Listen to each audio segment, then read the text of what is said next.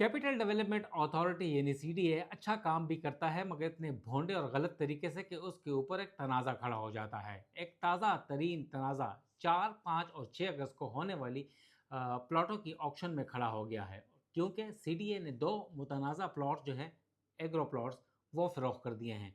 और बताया जा रहा है इत्तलात के मुताबिक कि इस्लामाबाद की सिविल 2 कोर्ट्स और एक हाई कोर्ट ने हुक्म इम्तना जारी किया हुआ था कि इस्लामाबाद के 2 ज़रई फार्म्स 2.5 एकड़ के, एक 17 है और दूसरा 18 है, उनको फ़रोख्त नहीं किया जा सकता। अदालती हुक्म इम्तना के बावजूद ये दोनों प्लॉट्स फ़रोख्त कर दिए गए हैं ऑक्शन में।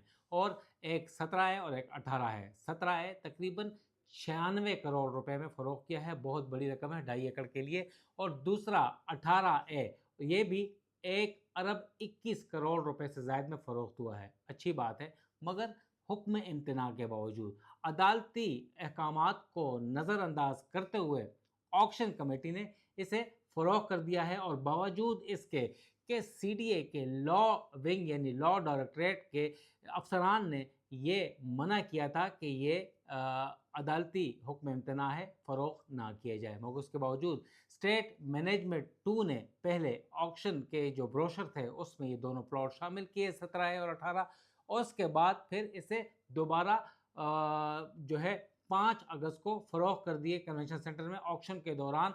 और बताया गया है कि बाद में ये अदालत से विकेट करवा लेंगे, खारिज करवा लेंगे। ये कैसे हो सकता है, क्योंकि पहले भी 20-21 साल से इन प्लॉट्स के ऊपर स्टे ऑर्डर्स चल रहे हैं, ये मुतनाज़ा हैं, नहीं बिक पा रहे, और अब थर्ड पार्टी क्लेम भी इस पे ऊपर एक ओनरशिप हो गया है, क्योंकि इतने अरबों रुपए का रेवेन्यू हासिल किया है, और जिसको अगर प्लॉट नहीं मिलेगा तो वो ज़रूर अदालत में जाएगा। हमारी लॉ डायरेक्टरेट के कुछ अफसरान से बात हुई है, उनका कहना है कि हमने लिख कर दे दिया था कि ये प्लॉट फ़रोख्त नहीं हो सकते, इसके ऊपर स्टे ऑर्डर है अदालतों की तरफ से।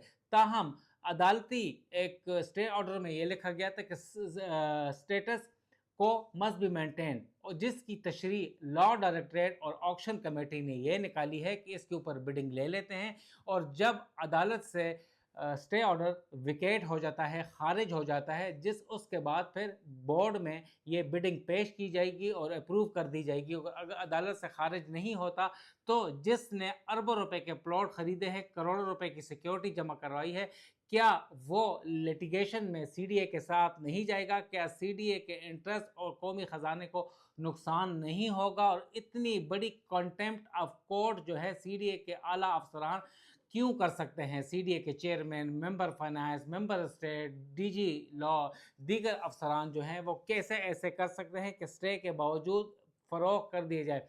हमारी मुख्तलिफ अफसरान से बात हुई है और ज़राए से भी ये बात हुई है, मुख्तलिफ एक्सपर्ट से भी, तो उनका कहना है कि ये गलत तरीके से हुआ है। ये ट्रांसफ़र या बिडिंग या इसके ऊपर ऑक्शन नहीं होनी चाहिए थी, क्योंकि सीडीए ने अपनी वेबसाइट के ऊपर भी लिख दिया है कि ये दोनों प्लॉट जो हैं वो सोल्ड, बिक चुके हैं, स्टे ऑर्डर मौजूद हैं। दूसरी तरफ ये कहा जा रहा है कि ये स्टे ऑर्डर खारिज करवा लिए जाएंगे, तो इसका कैसे यकीन दहानी करवा सकते हैं सीडीए के लॉ डायरेक्टरेट के स्टे खारिज हो सकता है? अदालतों में इतने जल्दी फैसले नहीं होते। ताहम अब ये एक तनाज़ा खड़ा हो गया है, और सीडीए के लॉ डायरेक्टरेट का ये मौक़िफ़ है कि जिन अफराद ने स्टे ऑर्डर हासिल किया है उन्हें नेब की अदालतें 7 साल जो है वो केस सुना चुकी हैं, वो उन्होंने फ्रॉड किया था सीडीए के साथ, लिहाजा उनका क्लेम नहीं बनता।